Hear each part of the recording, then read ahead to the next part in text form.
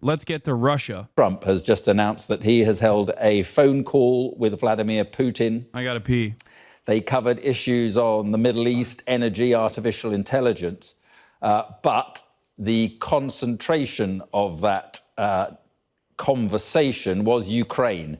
And Donald Trump said they discussed that they agreed they wanted to stop the war, stop the deaths in the Russia-Ukraine war. They have agreed to visit each other's nations. Trump has said he will call Zelensky in the very near future. And he said that he and Putin agreed to have respective teams start negotiations immediately. There you can see Donald Trump now posting on it. We both agreed we want to stop the millions of deaths taking place in the war with Russia and Ukraine. And President Putin even used my very strong campaign motto. He says, common sense. We both believe very strongly in it. And he said we agreed to work together very closely, including visiting each other's nations. We have also agreed to have our respective teams start negotiations immediately. So a highly significant moment. Donald Trump is wasting no time. He's been involved in the Middle East. He is now getting involved in Ukraine. Let's bring in our international affairs editor, Dominic Waghorn. And so, Dominic, it seems that the negotiations are going to get underway pretty soon. Yeah, I mean, this is a bombshell notification from Donald Trump from the White House following a bombshell speech by his defense secretary in Brussels. But just to reiterate, because it is very significant, Mark, is what he's saying here, saying that after this 1.5-hour phone call, we agreed to work together. He is saying, the American president agreeing with the Russian leader, very closely, including visiting each other's nations. And the Kremlin has, in the last 5 minutes or so, confirmed that Putin and Trump have agreed to meet. Not quite sure where, but there will be, it seems, another Trump-Putin summit. We've also agreed, the White House, or Donald Trump is saying there, to have our respective teams start negotiations immediately. And this is the significant bit also. We will begin by calling President Zelensky of Ukraine to inform him of the conversation. So that's a break. You know, we have seen all day efforts by not just John Healey, the British Defence Secretary, but other members of NATO to kind of stick fingers in the dike, the crumbling dike of NATO solidarity and unity after what Pete Hegseth said, the Defence Secretary there, trying to give the impression that there is still unity, whereas that impression, as I say, is crumbling because it's a break with what has been 3 years of firm and determination by NATO members to be united and behind the principle of not talking about Ukraine. Nothing is discussed about Ukraine without Ukraine. So we now have a break with that. We have the American president meeting on the phone, talking for an hour and a half with his Russian counterpart, not including Ukraine, discussing Ukraine. Putin will never allow Ukraine to join NATO, as he shouldn't. I mean, guys, America was never serious about Ukraine joining NATO. Other NATO nations were never serious about allowing Ukraine to join NATO. This is something that I've repeatedly talked about over and over again. Finally, for all the haters in the chat, admit Hasan was right. They're never going to admit that. Okay? Like, this was an inevitability because the war was what determines the outcome of Russia's unjustifiable invasion of Ukraine was always going to be what happens on the ground in the battlefield. Okay? For America, this was an advantageous position. They did not want Ukraine to fall into the sphere of Russian influence, as Russia obviously made many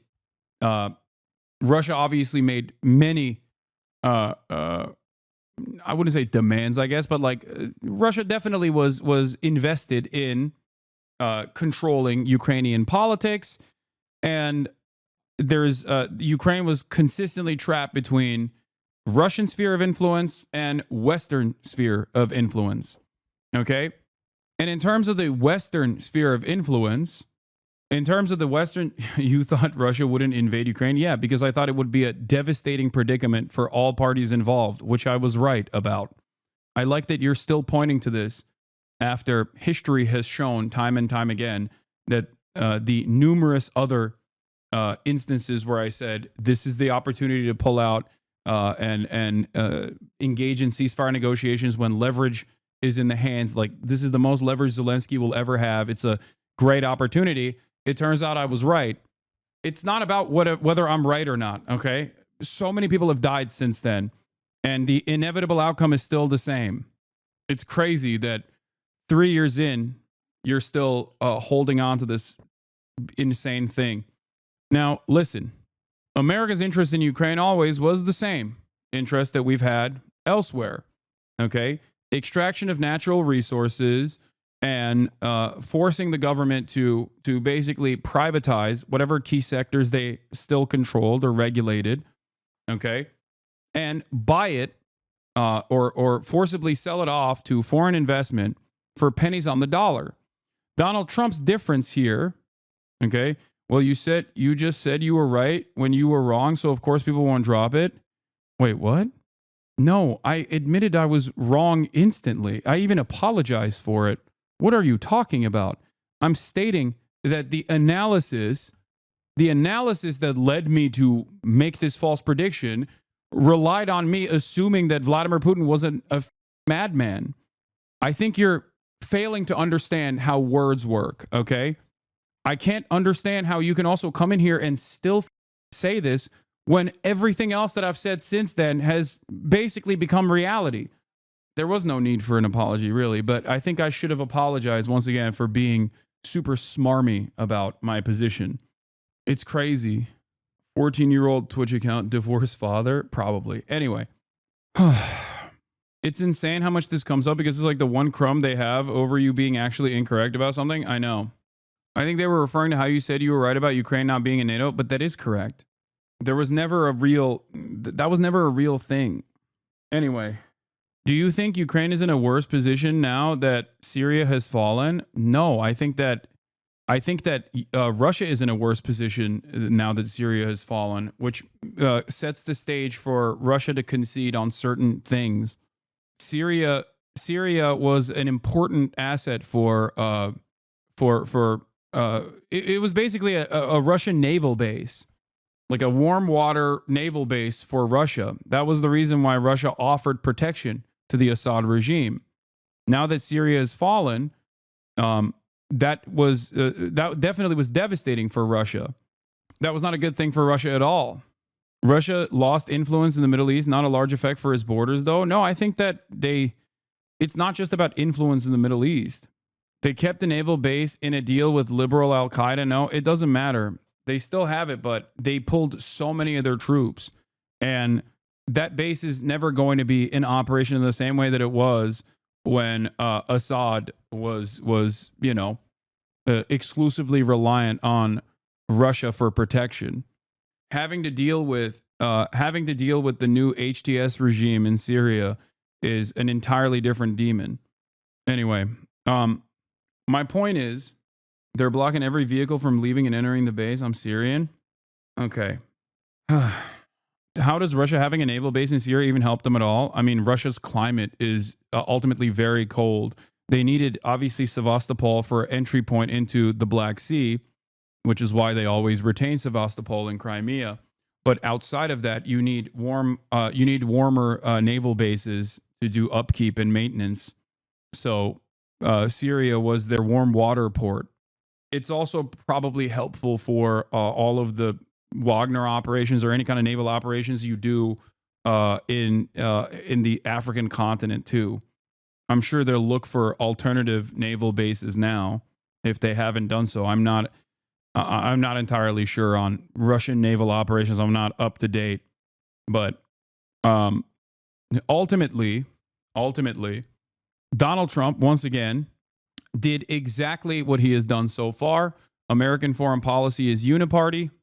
Donald Trump basically just says the quiet part out loud, where he said, yeah, we're going to continue defending Ukraine, but we want this to, come to an end. And in terms of like all of our defense that we've given to Ukraine thus far, we want your natural resources. You have $500 billion worth of natural resources that we want. The only difference between Donald Trump versus any other Democratic leadership is that Donald Trump basically says the quiet part out loud.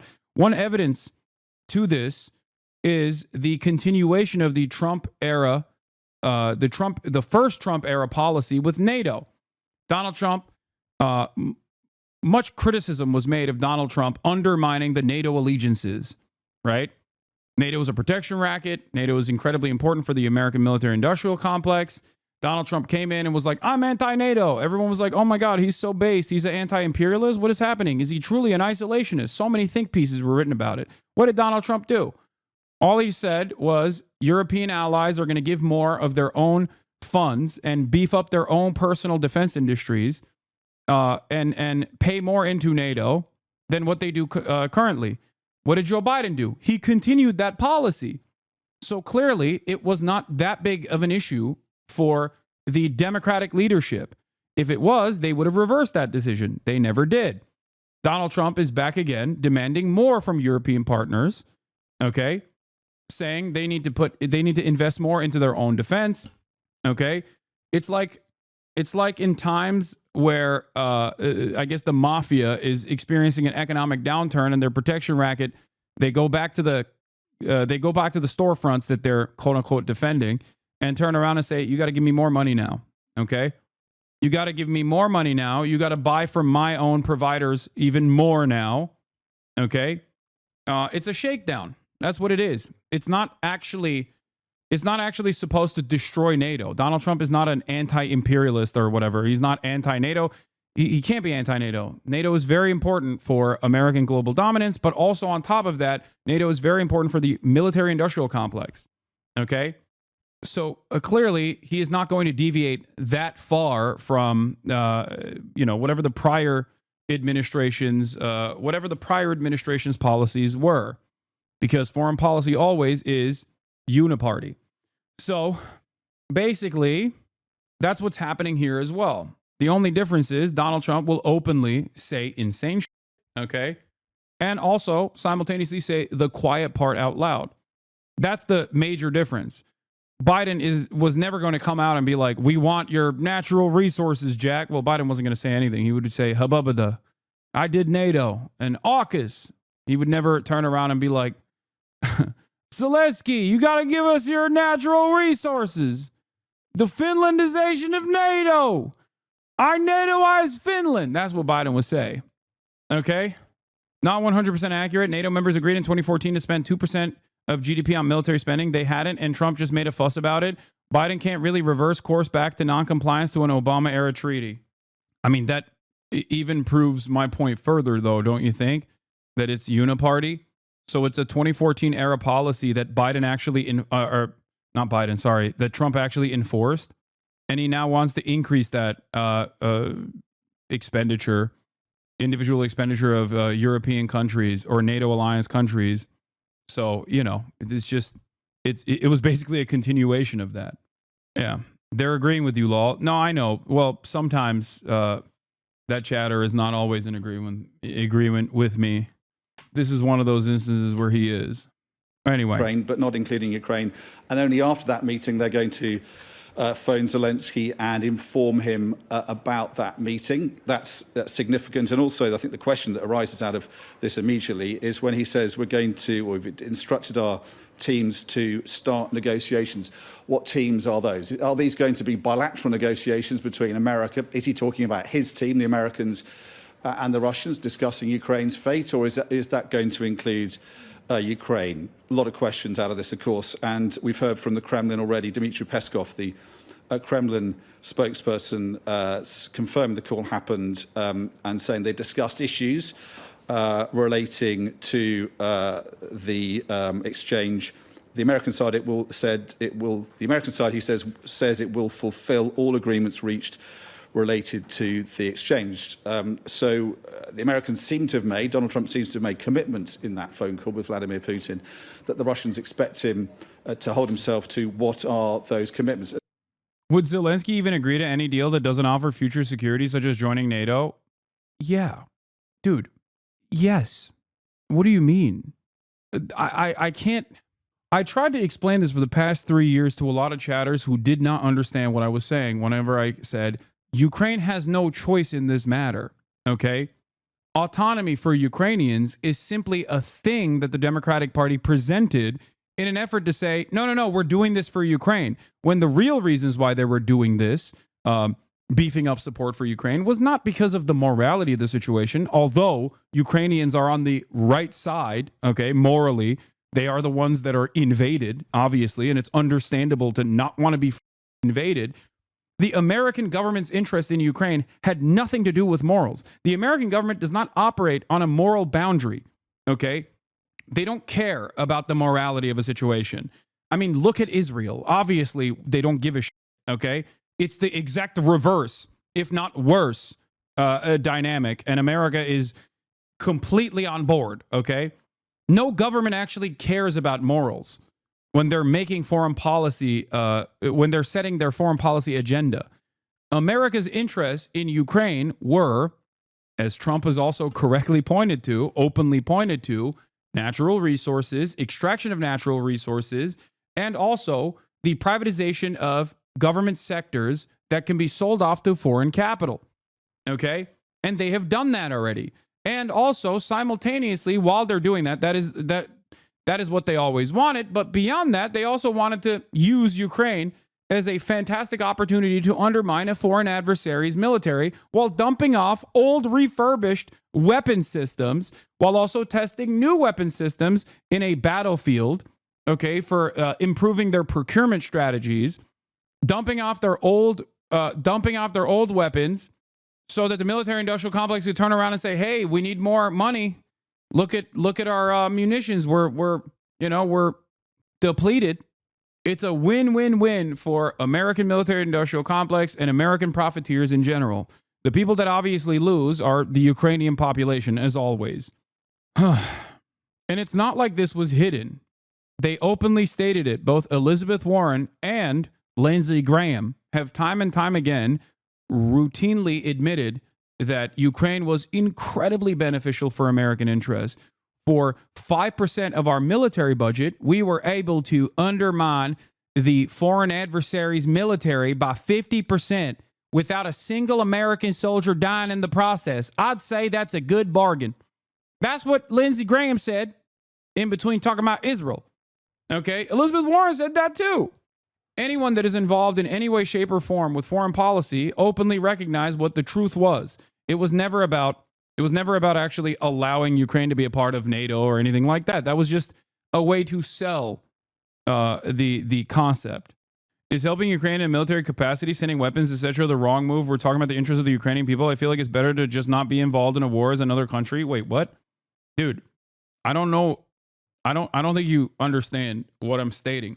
If the goal is not to actually free Ukraine from Russian invasion, if the goal is to just simply keep dumping weapons until it gets to a point where Ukraine can no longer fight back because they just simply don't have the manpower, okay, because they're running out of humans to hold the guns and hold the weapons, and also you're slow releasing those weapons anyway in a way where you are allowing the Ukrainian military to atrophy throughout this process in the meat grinder where they're doing trench warfare, okay, then you're never going to say to Zelensky that they need to actually nip this in the bud and to come to the table and get to an agreement, okay?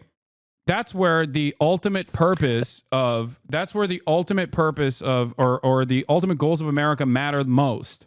Let's just remind you of our breaking news this evening. And in the past half an hour, Donald Trump has confirmed he's had a phone call with President Putin in which they discussed the war in Ukraine. Let's speak now to our Moscow correspondent, Ivor Ben. Like, the only reason why this is quote unquote coming to a close, and I don't know what will actually end up happening, okay, but the only reason why this is technically supposedly coming to a close is that finalization is inevitable due to the battlefield, okay, due to what is going on.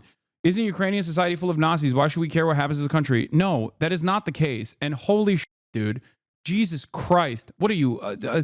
Are you a Russian propagandist? Like, what are you talking about? The denazification argument was never actually a real one, okay?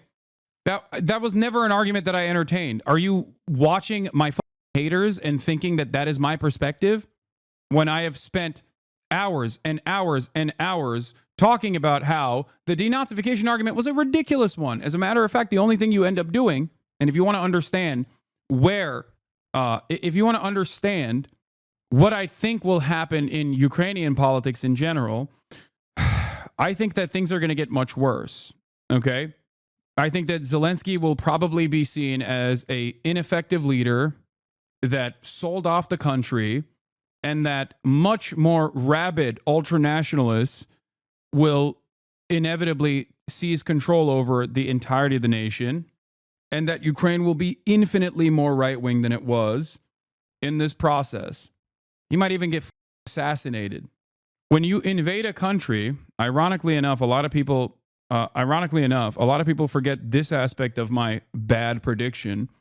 Something that I mentioned time and time again in the buildup to Russia invading Ukraine, something that I kept mentioning over and over again was how ridiculous the denazification argument was. Okay, every country has Nazis in their military, every single one. Okay, this is not a real argument. You can't be like, oh, we got to denazify. That's why we have to invade. You want to know why? As I stated time and time again, when you actually invade a country whose entire national mythos is built around not being a part of the country that is invading the country, Russia, whether it be the USSR or not, then yeah, all of the most rugged, all of the worst Nazis are now going to be seen as liberators. Okay? You actually never denazify a country by invading them. You Nazify the country by invading them. Okay? And that's precisely what ended up happening. I mean, that is literally what ended up happening. All the people inside of Ukraine that previously were duking it out on the streets with football hooligans and paramilitaries that became the Azov Battalion or whatever ended up fighting alongside them. Because why wouldn't they? Because now you have a much larger problem at hand. Of course, you're going to end up aligning with the people that you previously fought for, or the people that you previously fought against. That's it. So yes, of course, the country, after being invaded, is inevitably going to become more right-wing and more reactionary. Okay? Also, speaking of which, you obviously have Nazi fascists on the Russian side as well. So that's another ridiculous argument. Anyway, Donald Trump has also said that I'm okay with that. Trump says the taking of Ukraine's membership in NATO off the table. I don't think it's practical. He says he knows Hexit made a statement today saying that he thinks it's unlikely or impractical. I think that's probably true. U.S. will still send aid to Ukraine, but we want it secure, Trump said.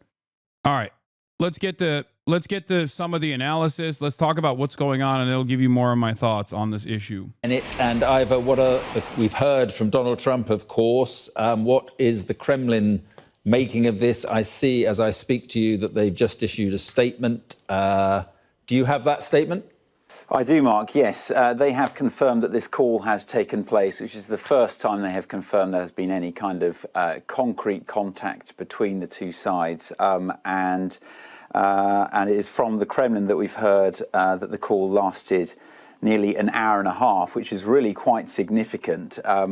The statement has come from the Kremlin spokesperson, Dmitry Peskov. He has said a phone call between President Putin and US President Donald Trump has recently concluded. It was a very long telephone conversation. It lasted almost an hour and a half. He said that they discussed a number of topics, principally the exchange of Russian and US citizens. Yesterday, of course, was the start of that, with this former school teacher, Mark Fogel, leaving Russia with Donald Trump's Middle East envoy, Steve Witkoff, after a surprise secret visit from him to the Russian capital. And we understand that a Russian national is on their way back to Russia, but that still hasn't been confirmed by the Kremlin. That wasn't confirmed in this statement. But Mr. Peskov went on to say that the US president assured the American side will fulfill all the reached agreements, which by that he means, of course, that he believes that the Russian prisoner in the US will indeed be released. Now, on the key topic of Ukraine and peace negotiations, Mr. Peskov said that President Trump spoke in favor of the rapid cessation of hostilities, and the solution of problems through peaceful means. President Putin, for his part, mentioned the need to eliminate the root causes of the conflict and agreed with Trump that a long-term settlement can be achieved through peaceful negotiations. I think one thing that really sticks out in this statement, I'm just reading it for the first time now, at the bottom it says, the Russian president invited the US president to visit Moscow and expressed readiness to receive American officials in Russia regarding areas of mutual interest, including... I will once again reiterate the position that I maintained throughout the entirety of the Biden administration. The notion that you would never actually talk to Vladimir Putin, the notion that you would never actually force Vladimir Putin and China to the negotiation table was a idiotic one. And it was also a lie anyway. They literally did negotiate with Vladimir Putin when they talked about hostages. They literally did that. They did. The idea that they were never going to talk to Vladimir Putin because they're evil, and Vladimir Putin is evil, all right? Make no mistake. I'm not saying he's a good guy at all. But the idea that they were never going to come to the table and have a conversation was insane. Is insane. Foreign policy demon, by the way. Mr. Foreign Policy. So awesome. Including the topic of Ukrainian settlement. Now, this would be really quite something if Donald Trump, a sitting US president, came to Russia given every... But what do you want the West to do, though? I get their motives are crooked. So what then? I mean, there are multiple different exit ramps that could have been enforced time and time again before coming into any sort of invasion, okay? Whether it be the continuation of the Minsk agreements and the enforcement of the Minsk agreements with a unilateral commission designed to make sure that the Minsk agreements were actually being followed through. That would have been great, okay? That would have been incredible. That would have been the number one thing to do. Now it's like, when you think about it, when you go all the way back to the Minsk agreements, when you go all the way back to that, okay, and you think about what Russia was, what Russia was stating in the Minsk agreements, that seems like a fantastic, opportunity. Now it seems like it would never happen, because that would mean all of the annexed land that Russia took over in eastern Ukraine would be given back to Ukraine, and that LPR and DPR would be seen as autonomous regions that are still firmly within the Ukrainian national boundary, that would still allow Russia to have interference in Ukrainian political affairs. That was the major reason as to why. The Ukrainian side, or the Western interests in terms of like following the Minsk agreements, never held up, because they were like, that's ridiculous. We don't want that because then that would mean Russia has influence over Ukrainian politics. Okay, that's it. That was the initial thing way before the invasion. Okay, that's under the impression that Russians actually wanted Minsk to hold. It's a failure that was needed pretext to further capturing Ukrainian territory, which Putin sees all of it as his. Yes, this part is correct. Putin does see all of Ukraine as his, but there's two different ways of going about it. Okay, I am inclined to believe Vladimir Putin when he says Ukraine is Russia. Okay, I'm inclined to believe him. He says it in the same exact way that Israel talks about Palestine and Palestinians. He said it to Tucker Carlson, and he said it time and time again. Okay? Having said that, however, there are two different ways that any country can go about this. And the other way that they were trying to go about this was to maintain influence within Ukrainian politics and bring Ukraine into the sphere of Russian influence as a border state that still creates a buffer zone between NATO and Russia. Okay? This is definitely going to get clip law. Wait, what? I'm not saying anything that is bad. What are you guys talking about? I'm inclined to believe that he means it when he says Ukraine is Russian. Ukraine is Russian territory. Now, you can either try to forcibly take over Ukraine like he did and failed to do so, or you can try to bring Ukraine into the sphere of Russian influence by manipulating Ukrainian politics to the best of your ability with two autonomous states comprised of what Vladimir Putin claims is ethnic Russians. You said I'm inclined to believe Vladimir Putin when he says Ukraine is Russia, but it was obvious what you meant in context. Yes, he believes it. I'm inclined to believe him when he says that he believes it. Okay. Like, as in, I think that that is his main motivation. Do I agree with it? No, of course not. Anyway, having said that, however, your takes are awful on this, man. Don't say my takes are awful. Tell me what is wrong with it. Okay. Explain to me what is wrong with the takes. Just saying bad take is not dissent. Okay. Please.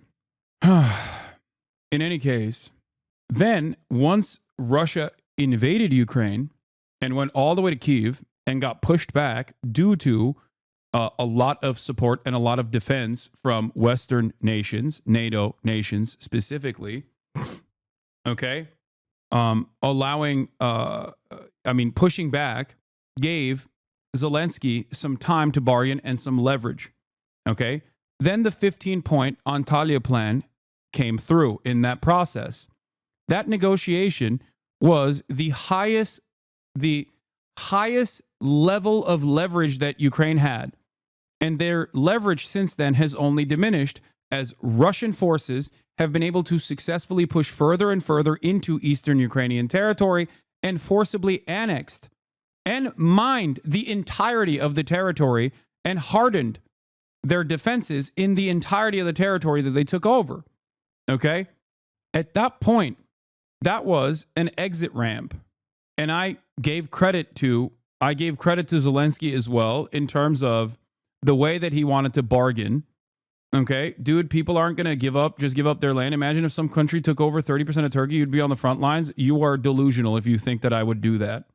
Okay? That's number one. Number two, I understand that. I do. I understand what you're saying. I wouldn't fight for Turkey if some country decided to take 30% of Turkey, but that part is ridiculous. But I understand why people would. I understand why people would fight to rid their national boundaries of invaders. Okay? The problem is what happens when you run out of people. The dynamic between Israel, Palestine versus Russia and Ukraine have a lot of similarities. Russia is an irredentist force that is forcibly taking over land and violating the sovereignty of a nation state. Okay? Israel is the settler colony that is dominating the indigenous population.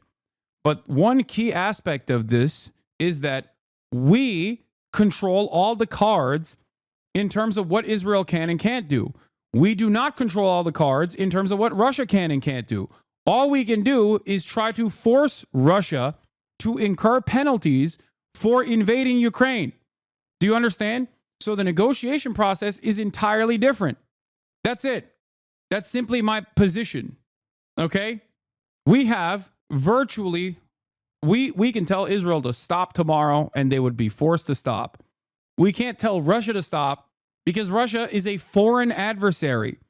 Its entire economy and its entire statehood relies on being outside of the American sphere of influence. There's still leverage, and America has pulled on those points of leverage to the best of their ability. But of course, we don't have the same level of control over Russia as we do over Israel. So the dynamic is different in terms of how you negotiate. Everything that's happened in the last decade, really, since Russia. Yo, all of y'all are brain rot getting your info from this goon. I'm out. TC Hasan. Annexed Crimea. Nah, you only defend Russia because you're a communist like Putin? Yeah, exactly. Vladimir Putin is definitely a communist and not an authoritarian kleptocrat who is very much a capitalist. And I'm certainly defending Vladimir Putin. US president to visit Moscow, visit Russia, was Barack Obama in 2013, and that was for a G20 summit. So that would really be quite something. And President Trump, in his statement, actually said that I think he reciprocated. I think he also extended an invitation to Vladimir Putin. Let's see if that happens. I think that's quite some way off. But clearly, already we've actually seen an American official here in Moscow. That was Steve Witkoff yesterday. to arrange this prisoner release, the start, it seems, or the first piece of the puzzle in this wider negotiation over Ukraine. And the starting gun clearly has now been fired with this very lengthy phone call between these two leaders.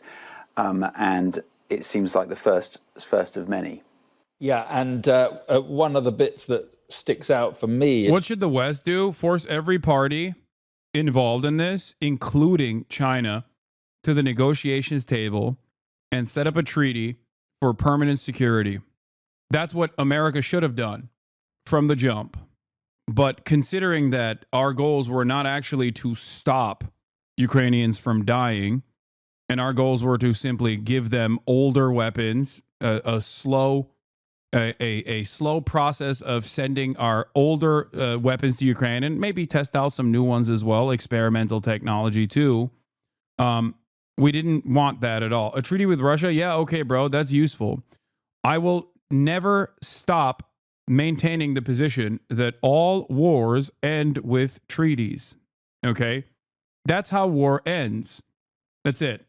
And the best possible moment to push for a treaty is when your side has the highest leverage, the highest amount of leverage. Okay?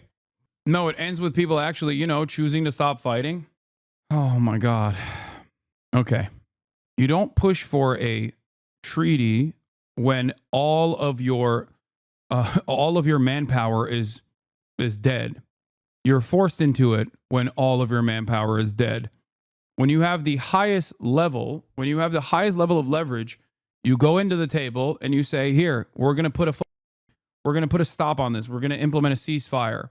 Even if neither party is truly interested in a cessation of hostilities, I've maintained the position over and over again that even if Russia were to not follow through on their side of the bargain, you're still back to square one. You're still in a defensive posture. You still engage in military action. But that's what you've been doing anyway. Iran treaty was useful, right? With USA, not even Russia. What? The Iran denuclearization agreement was an incredible achievement. What are you talking about? Do you think I'm anti-Iran denuclearization agreement? If America had actually followed through on their side, yes, we broke that treaty. Iran didn't. Donald Trump very famously broke that treaty. Are you in favor of Donald Trump's actions in throwing aside the Iran denuclearization agreement? What are you talking about? It was probably one of Barack Obama's best foreign policy accomplishments, aside from normalizing relations with Cuba. Donald Trump ruined both. Anyway. Is where Putin says in this statement, or Peskov says in the statement about Putin, that for his part, he mentioned the need to eliminate the root causes of the conflict. Now that, for Vladimir Putin, of course, can mean many things.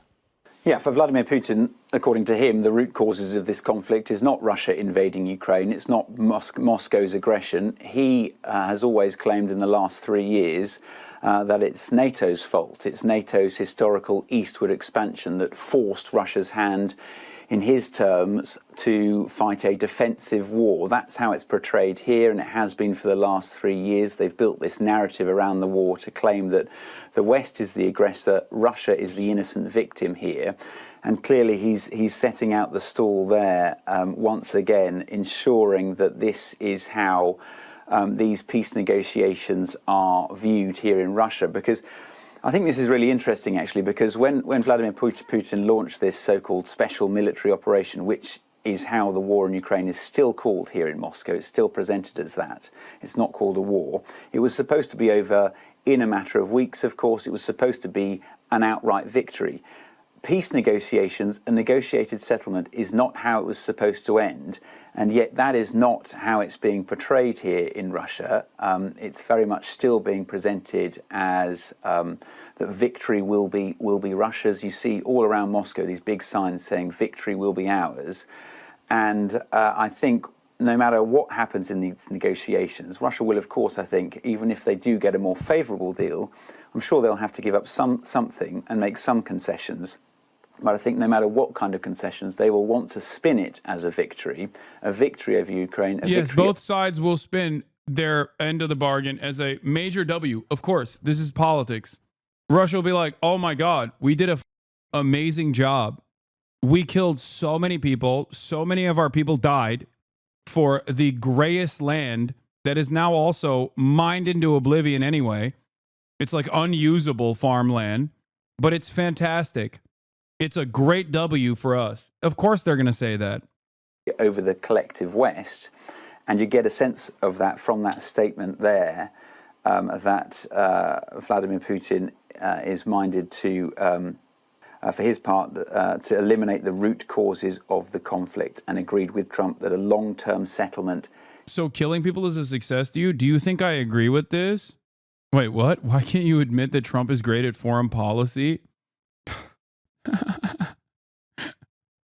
I love that chatter. He's just that guy has no opinions, okay? Just throwing at the wall, seeing what sticks. Can be achieved. He seems to be conflating these two ideas, that a long-term settlement will mean a victory for Russia because he's got NATO to back off.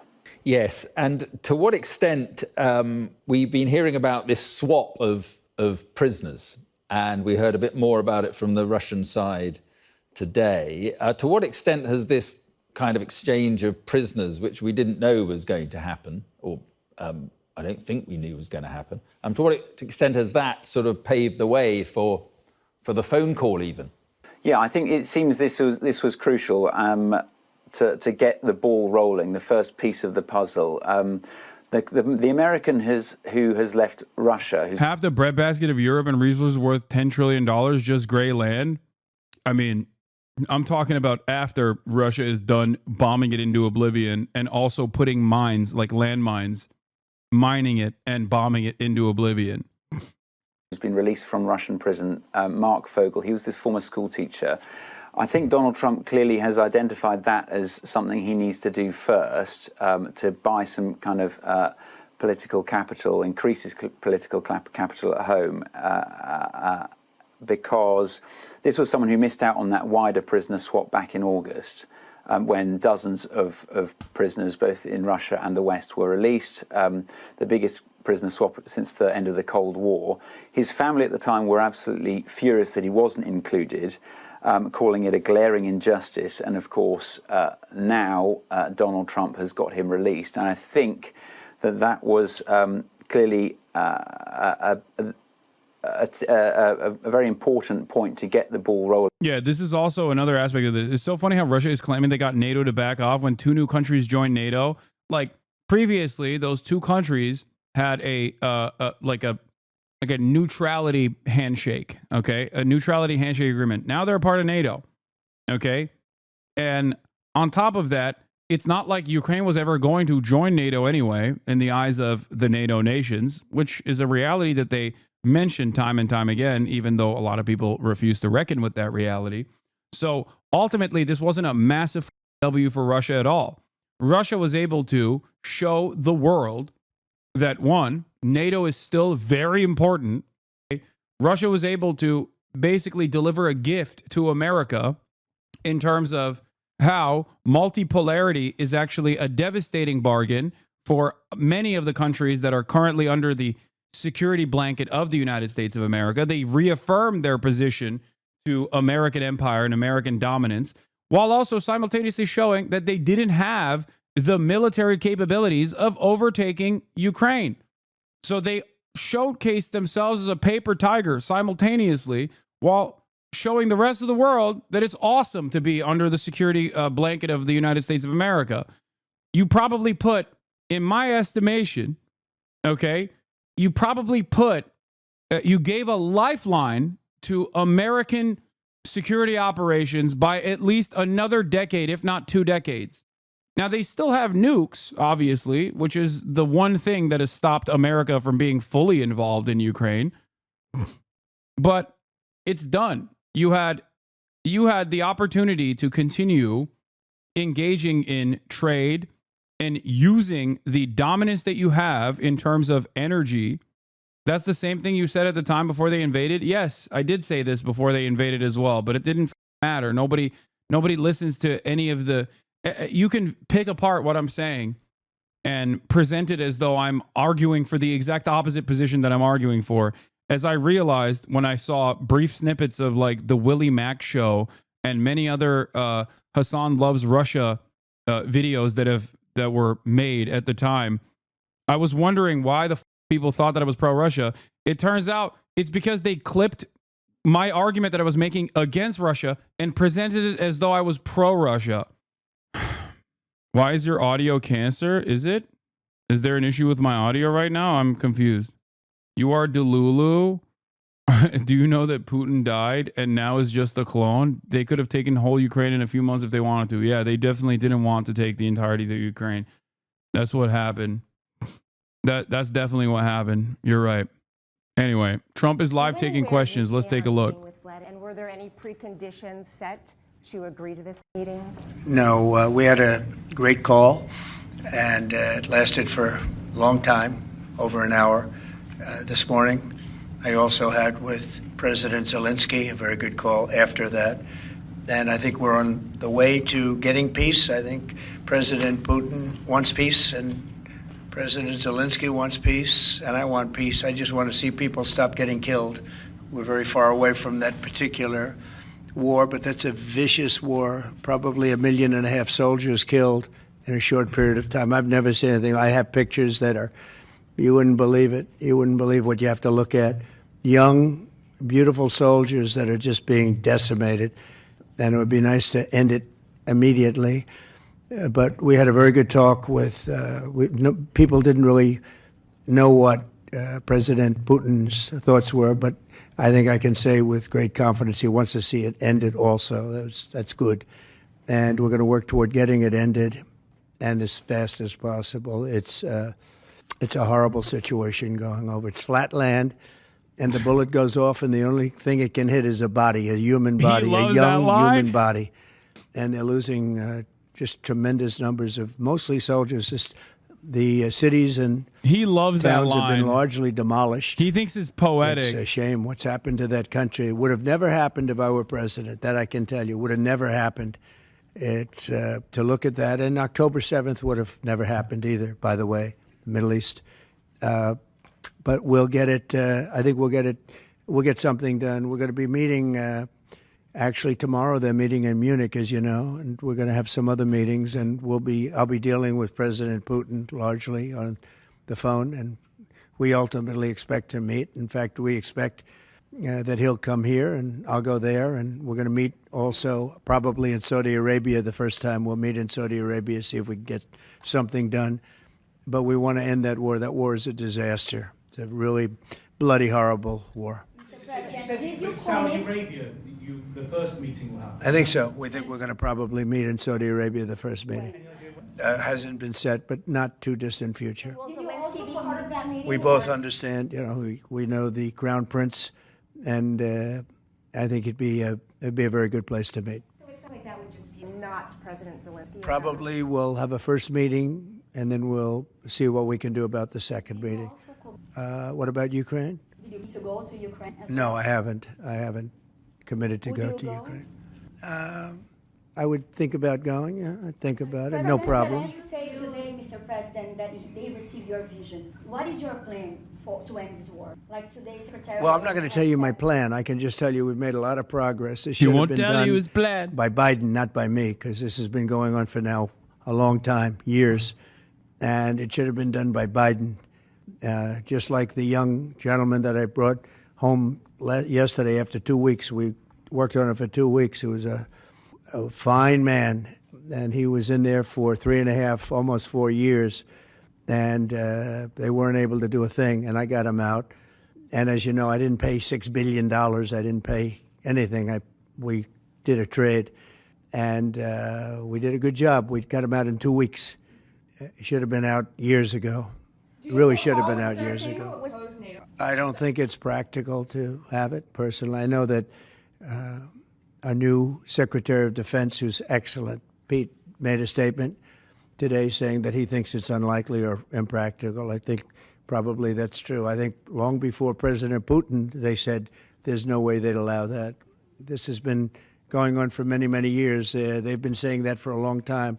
that Ukraine cannot go into NATO, and I'm okay with that. I just want the war, whether they are or they're not.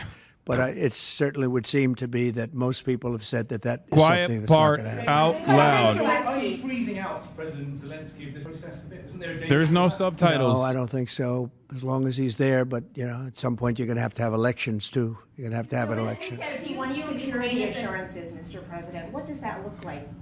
In terms of what? If the war were to end, he says he wants guarantees of security. We'll see what that means. I think when the war ends, one thing he was very strong about, if it ends, he wants it to end. And that's President Putin said that. He wants it to end. He doesn't want to end it and then go back to fighting 6 months later. We talked about the possibility, I mentioned it, of a ceasefire so we can stop the killing. And I think we'll probably end up at some point getting a ceasefire in the not too distant future. Do you expect Ukraine? Say it, what? Do you Ukraine as an equal member of the... You said Trump isn't going to end this war. What's your analysis here? What's changed? I think no. I said peace. that this war will only end because Ukraine has no longer enough manpower. The war will end on the conditions of the battlefield. If it was slated to end, it is slated to end whether it's Trump doing it or Biden doing it. Okay. Well, he's going to have to do what he has to do. Also, look at the Gaza ceasefire. Okay, we don't know. Particularly great, to put it mildly. He's got a country where it's been savaged and attacked, and he's got an army that's been very, very brave, actually, despite the fact that, we've given him, in my opinion, $350 billion. That's what the real number is. You don't hear that number. And Europe has given, in my opinion, $100 billion. And they've done it in the form of a loan.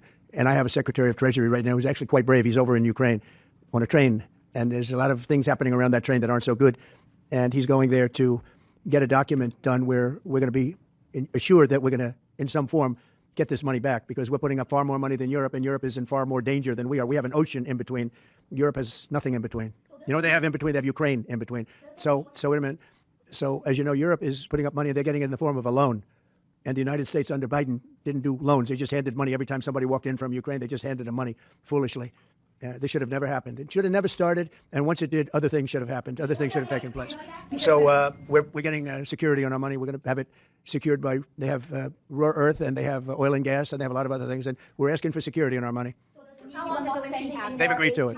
Ukraine has agreed to it. Doesn't mean you want any more aid to Ukraine. No, we are, but we want it secured, and the money is going to be secured. When would the U.S. stop sending funding? When would the U.S. stop sending funding? Because if we didn't do that, then Putin would say he won. We're the thing that's holding it back. And frankly, we'll go as long as we have to go, because we're not going to let the other happen. But President Putin wants to have peace now, and that's good. And he didn't want to have peace with Biden. And you tell me why that is, okay? Was that conversation with Putin part of the deal? No, but it was a nice thing that he allowed Mark Fogel to leave. In fact, Mark wasn't feeling well, but he was, all of a sudden, about 2 weeks ago, he started being treated very nicely. He said they took him out for haircuts. They took him out. They helped him out a little bit and made him feel better, made him look better. And they were nice to him. And he said, I saw something happening. And it coincided with when I came into office. So that was nice. And he's a fine person. He was so happy to be out. He was there for 3.5 years plus. And he shouldn't have been there at all. They should have had him out much faster than that. What does make you believe that Zelensky will... Wait, go ahead, please. Sorry, just to be clear, do you see any future in which Ukraine returns with... Well, I think Pete said today that that's unlikely, right? It certainly would seem to be unlikely. They took a lot of land, and they fought for that land, and they lost a lot of soldiers. But it would just seem to me, and I'm not making an opinion on it, but I've read a lot on it, and a lot of people think that that's unlikely. Some of it will come back. I think some of it will come back. Yeah, some of that land will come back. These are both Who are you with? Sorry, me. Yeah. AFP. You who? AFP. Okay. I just wanted to ask you, the things that the Secretary of Defense was talking about, the 24 lack of NATO membership. Ultimately, these are both demands that Russia has made in the past. Is there not a danger of handing Russia a kind of win on this? Well, I think that if you look at the war, the way the war is going, you'll have to make your own determination. I'm just here to try and get peace. I don't care so much about anything other than I want to stop having millions of people killed. Last night, Kiev got hit very, very hard. I want to see people stop getting killed. That war is ridiculous. It should have never happened, and it would have never happened. Yeah, a couple of more questions. Are you planning to sign an executive order? Yes, I am. In fact, I may do it today, and if I do it today, I could almost do it right now. Would you like me to talk about it now? I don't want to take anything away from this young lady's day, because this is her day, and I may do it later on, or I may do it tomorrow morning, but we'll be signing reciprocal tariffs. The world has taken advantage of the United States for many years. They've charged us massive tariffs that we haven't charged them. And as you know, I just did something on steel and aluminum, 25%.